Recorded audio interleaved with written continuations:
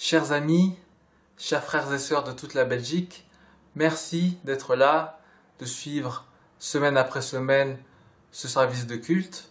Je vous en souhaite une bonne écoute, que l'Éternel puisse nous guider et nous bénir afin que nous aussi, nous soyons connectés à sa parole et à lui. Bonne semaine, bon sabbat et à bientôt, je l'espère.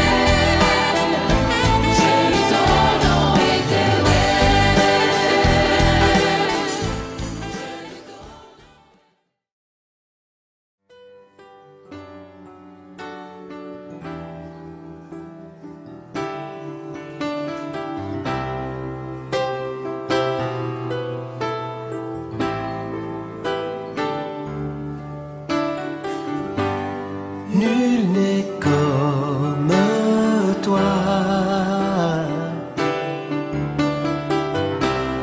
nul ne peut toucher mon cœur comme toi. Je pourrais chercher éternellement, pourtant nul n'est comme toi.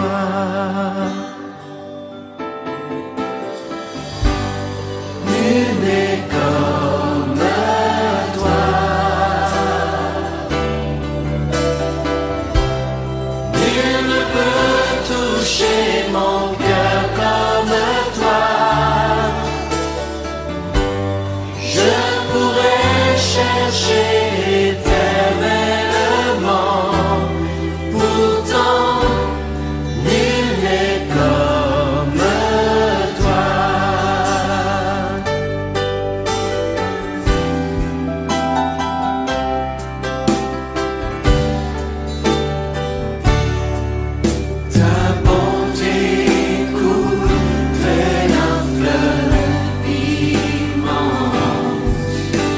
C'est un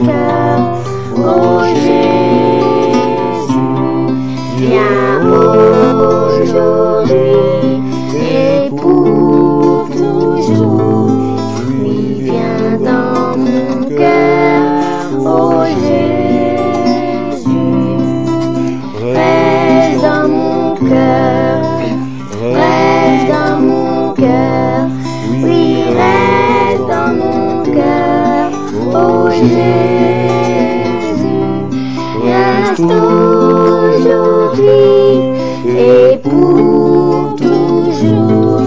Oui, reste dans mon cœur, ô Jésus.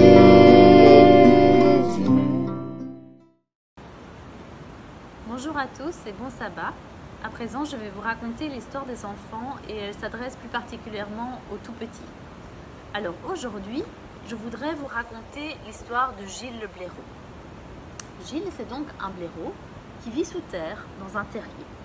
Dans sa maison, il fait très noir et pour s'éclairer, il a besoin de l'aide de petits vers luisants.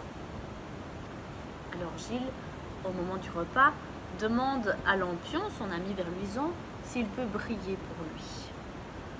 Mais Lampion est méchant et il refuse d'aider Gilles. Alors Gilles reste dans le noir. Il ne voit pas très bien ce qu'il mange et il se trompe.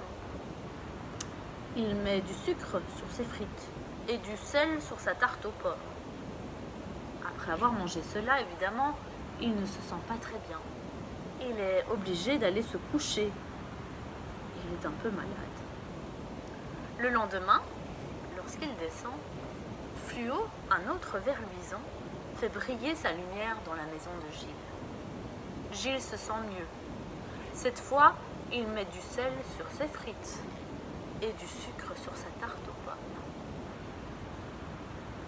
Cette histoire nous apprend, comme pour Gilles et Lampion, que si l'on fait confiance à de mauvaises personnes, eh bien il nous arrive des choses négatives. Mais si au contraire, on fait confiance à des personnes qui sont dans la lumière de Dieu, ou bien à Dieu lui-même, eh bien, il nous arrive des bonnes choses, des choses positives. Merci de m'avoir écouté et bon sabbat à tous.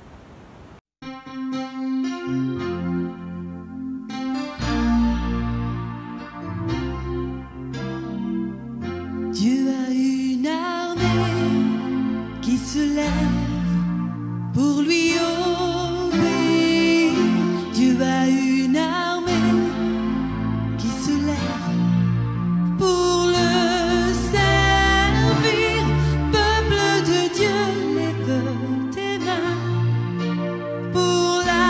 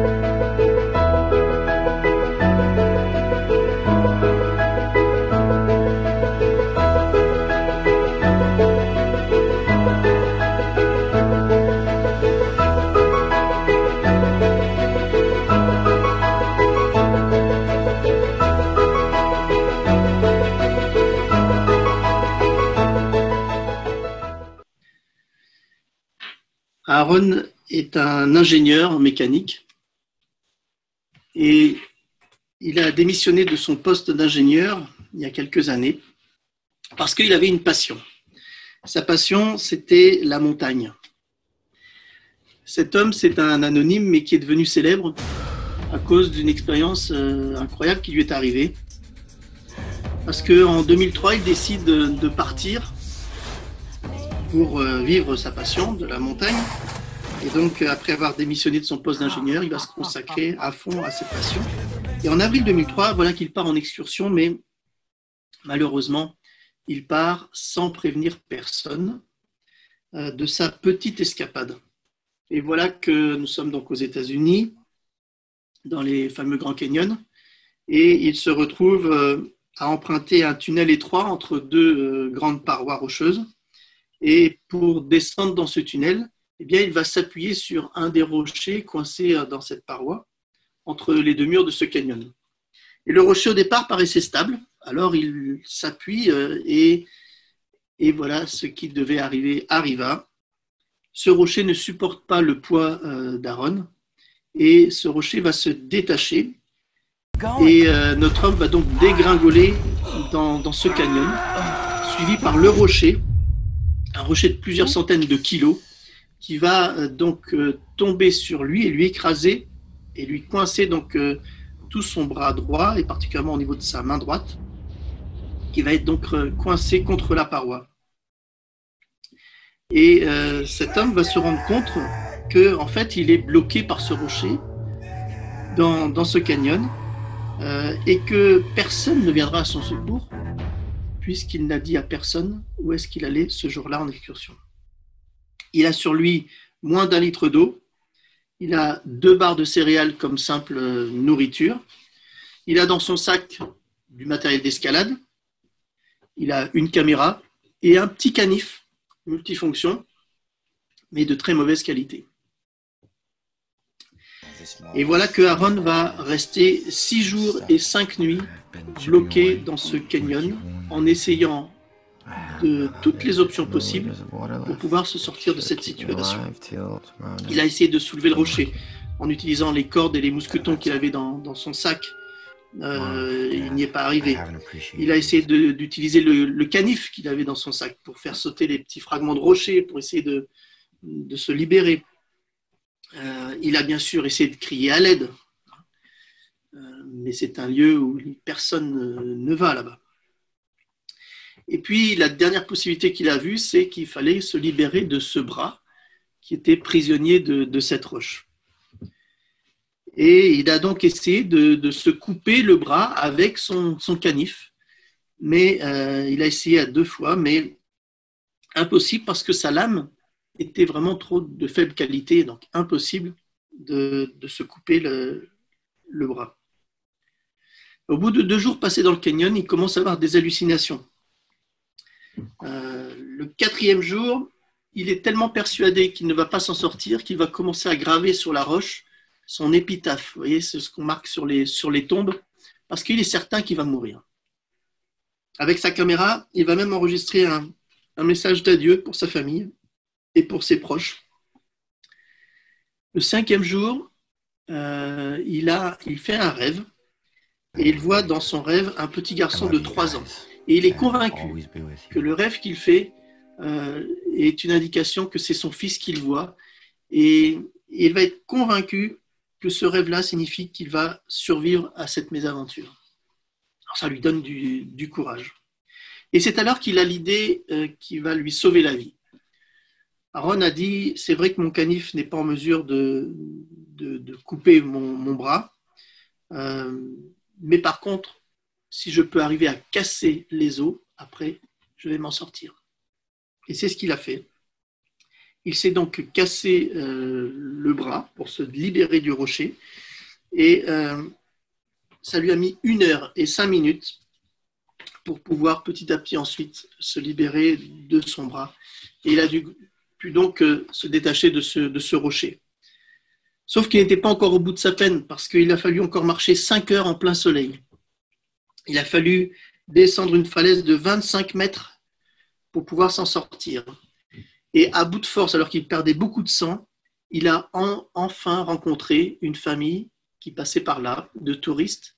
C'était des touristes néerlandais qui étaient là et qui lui ont fourni donc de l'eau, qui lui ont fourni un peu de nourriture et surtout du soutien moral. Et quelques dizaines de minutes plus tard, l'hélicoptère est arrivé et a amené Aaron à l'hôpital alors qu'il était sur le point de succomber de son hémorragie. Cette histoire, peut-être vous l'avez entendue ou peut-être vous l'avez vue puisque ça a donné lieu à un film qui s'appelle 127 heures et qui raconte l'histoire de cet homme avec cette expérience assez incroyable. Et ce qui m'a intéressé dans cette histoire-là, c'est que cet homme-là, en fait, n'a pas été dégoûté de sa passion. Il a continué à faire de l'alpinisme après ça. Il est revenu plusieurs fois sur le... Et par contre, il y a une chose qui l'a marqué. Et suite à cet accident, il ne refait plus la même erreur. À chaque fois qu'il quitte un endroit, il laisse un mot à quelqu'un en précisant son itinéraire. Il ne part jamais sans dire à quelqu'un où est-ce qu'il va. C'est la leçon qu'il a tirée de cette expérience-là. Ça me rappelle d'ailleurs ce que je fais, moi, régulièrement, quand je quitte le travail. J'envoie un SMS à mon épouse. Et vous savez, sur le GPS, on a estimé maintenant très justement l'heure d'arrivée. Hein. Alors, je lui envoie juste un SMS en mentionnant l'heure de mon arrivée. Alors, je ne l'ai pas fait suite à l'expérience d'Aaron, mais quand j'ai lu cette histoire-là, je me dis, tiens oui, en effet, quelque part, de prévenir les personnes de ce que nous faisons, même quand ce n'est pas quelque chose de foncièrement dangereux, voilà, c'est un réflexe que moi j'ai de mon côté. Cet homme-là, qui s'appelle Aaron, il sait avec cette expérience ce que ça veut dire être seul. Il sait aussi que être seul peut être, dans certaines circonstances, fatal. Ça peut amener à la mort parce que quand il nous arrive quelque chose et que nous sommes seuls, personne ne vient. Un chanteur français que vous connaissez peut-être, hein, mais c'est vieux, hein, c'est Gilbert Bécaud, qui chantait une chanson qui s'appelait « La solitude, ça n'existe pas ». Peut-être vous connaissez cette chanson-là. Et pourtant, je ne suis pas forcément toujours d'accord avec lui, parce qu'elle peut exister cette solitude, et ce matin, j'aimerais nous parler de cette solitude spirituelle, une solitude spirituelle qui peut entraîner un découragement, qui peut entraîner une lassitude. Avec qui puis-je partager mon expérience spirituelle? Vers qui me tourner? L'Église est un lieu de partage, c'est un lieu d'échange. C'est un lieu voulu et créé par Dieu pour justement rassembler les croyants, pour faire en sorte que nous ne soyons plus des solitaires dans notre coin. Voulu par Dieu aussi pour renforcer les personnes dans leur foi, pour qu'ils arrêtent de rester cloîtrés chez eux. Dieu a souhaité l'Église pour que nous sortions du confinement. Et cette expérience que nous vivons, même si on arrive un petit peu à s'entendre ou à se voir par ce biais de la technologie, c'est quand même pas l'idéal.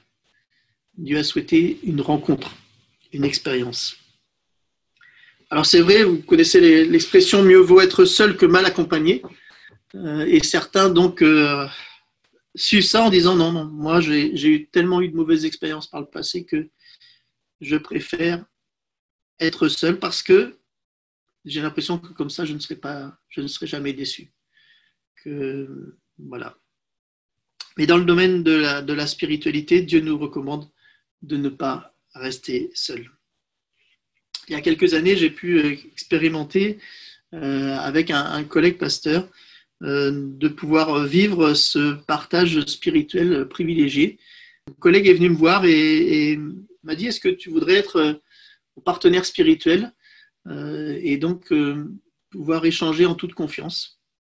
Et donc, ça a duré quelques années où on se donnait des rendez-vous une fois par semaine et on se prenait du temps ensemble pour partager un texte biblique, pour échanger, pour prier ensemble, partager des sujets particuliers. C'est la volonté d'avoir quelqu'un de confiance pour pouvoir s'ouvrir, bien sûr dans la confidentialité.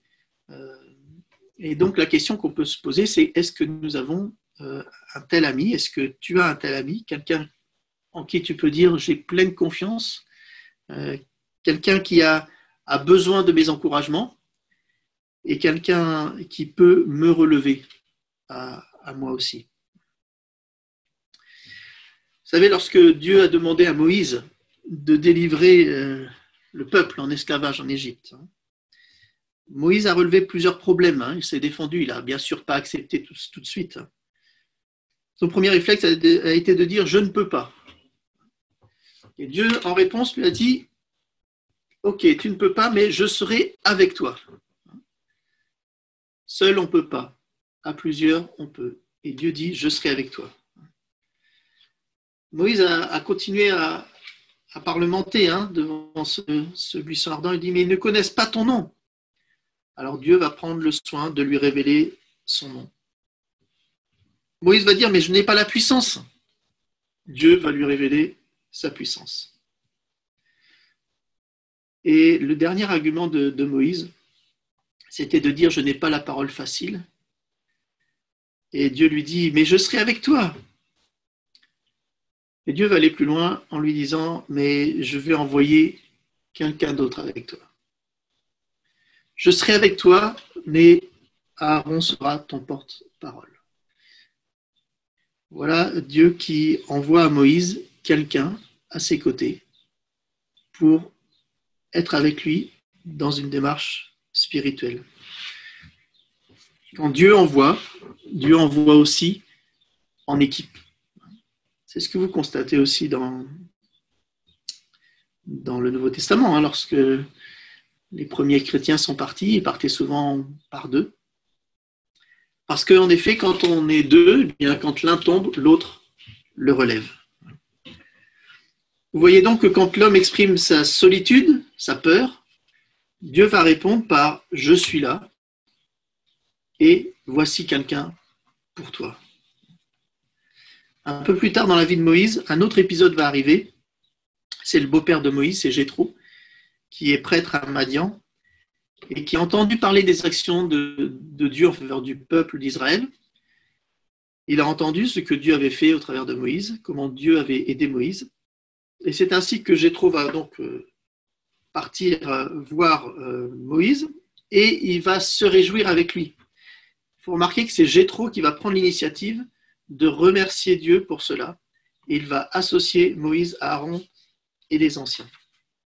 Et le lendemain, on trouve tout ça dans Exode chapitre 18, le lendemain, Jéthro constate que Moïse prend tout seul sur ses épaules toutes les affaires courantes du peuple. Du matin au soir, Moïse il est là, à la tâche, et il va juger les moindres petites querelles du camp. Et Jéthro lui dit « mais pourquoi tu fais ainsi ? Tu ne peux pas accomplir tout seul. Tu vas t'épuiser, toi et ceux qui viennent te voir. » Parce que ceux qui viennent voir, ils doivent attendre des heures avant que Moïse soit disponible. Donc il y a de longues files d'attente.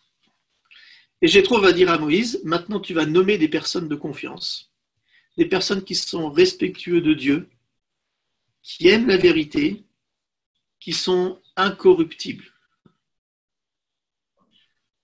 Bref, Jéthro va dire à Moïse, ne reste pas seul dans ton coin à vouloir tout porter. L'expression « deux valent mieux qu'un », c'est une expression biblique.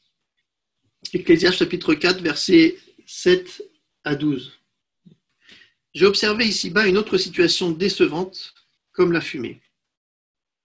Voici un homme absolument seul, sans compagnon, qui n'a ni frère ni fils, et qui travaille à n'en plus finir. Il désire toujours plus de richesse, bien qu'il se demande pour qui il travaille et se prive du bonheur. Voilà encore de la fumée sans lendemain, une mauvaise façon d'occuper sa vie. Et au verset 9, deux hommes associés sont plus heureux qu'un homme solitaire. À deux, ils tirent un bon profit de leur travail. Si l'un d'eux tombe, l'autre le relève.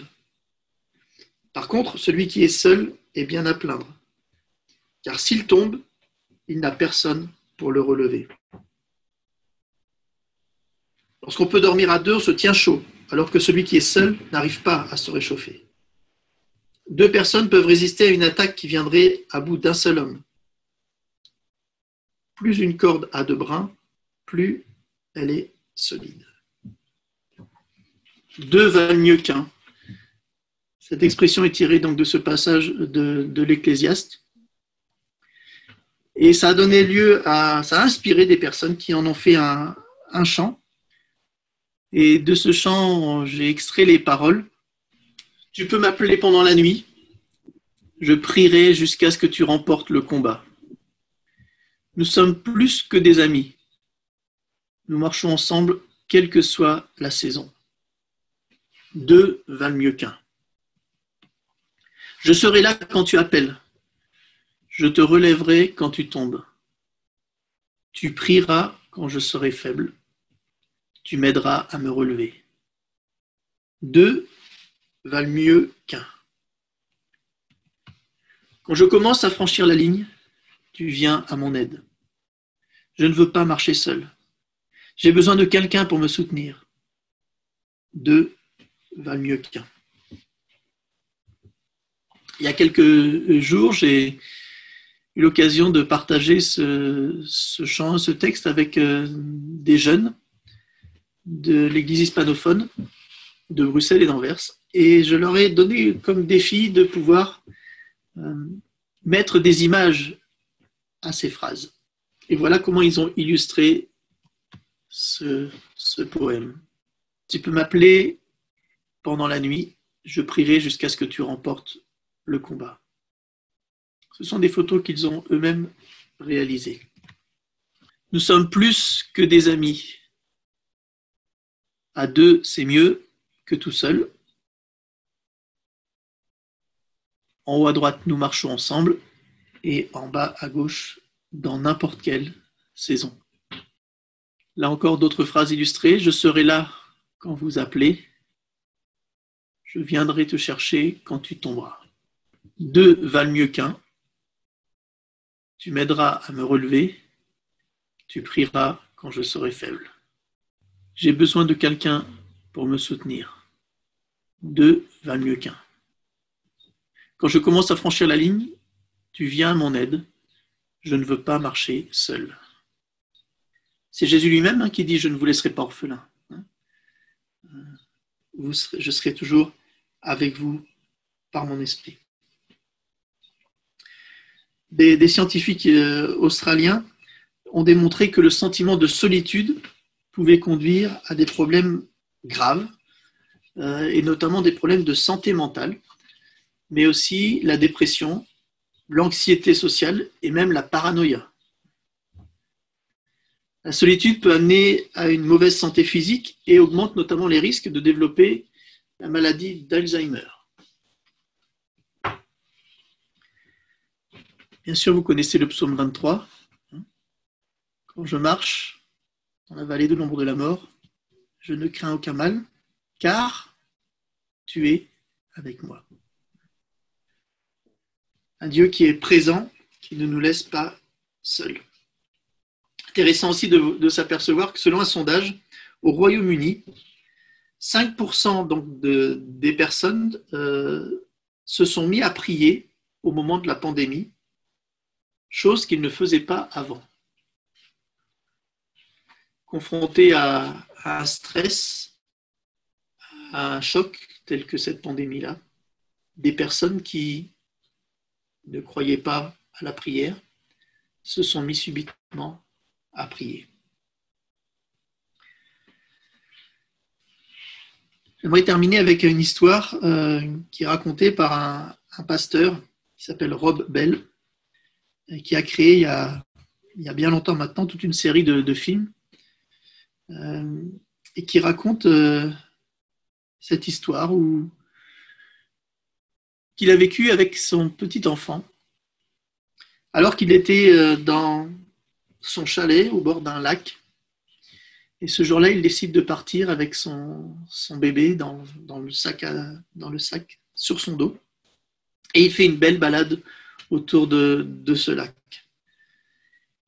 Mais voilà que le temps finit par tourner à l'orage et que peu à peu, la pluie arrive. D'abord doucement, et puis après de manière assez rude, assez forte, à tel point que son bébé se met à pleurer, mais pas des petits pleurs, hein, mais se met à hurler, juste dans ses oreilles. Et le père qui est là, qui marche pour retourner au plus vite possible dans ce chalet. Mais voilà que la route est longue et plus le temps passe, plus la pluie tombe forte et plus les cris de ce bébé sont forts aussi. Alors, bien sûr, il va le couvrir avec une capuche et il va lui dire « Ne t'inquiète pas, papa est là. Nous arriverons à la maison. Je t'aime, ne t'inquiète pas. » Et ça dure comme ça quelques moments jusqu'à ce qu'il puisse rentrer. Et puis ce pasteur dit, imaginez que cet enfant, alors qu'il a grandi, se retrouve devant son psy plusieurs années après et lui disent, voilà, j'ai fait une expérience traumatisante avec mon père il y a quelques années, qui m'a fait sortir et vivre une expérience qui m'a choqué. J'ai encore des séquelles aujourd'hui. Imaginez que cet enfant se confie à son psy en disant « Voilà, mon père m'a abandonné dans l'orage et j'ai eu peur. » Imaginez ce père qui entend sa fille dire ça à son psy des années plus tard. Alors que pour ce père, cette expérience était pour lui une des choses marquantes parce qu'il a vécu quelque chose de fort avec son enfant. Et il lui a dit, au travers de des mètres qu'il a fait, des kilomètres qu'il a fait autour de ce lac, il a répété à son enfant, « Je suis avec toi, je t'aime, ne t'inquiète pas. » Et ce pasteur termine en faisant cette prière. « Puisses-tu, lorsque tu es trempé jusqu'aux os, blessé et confus, crier, et puisse le Créateur de l'univers te sortir de ton sac à dos.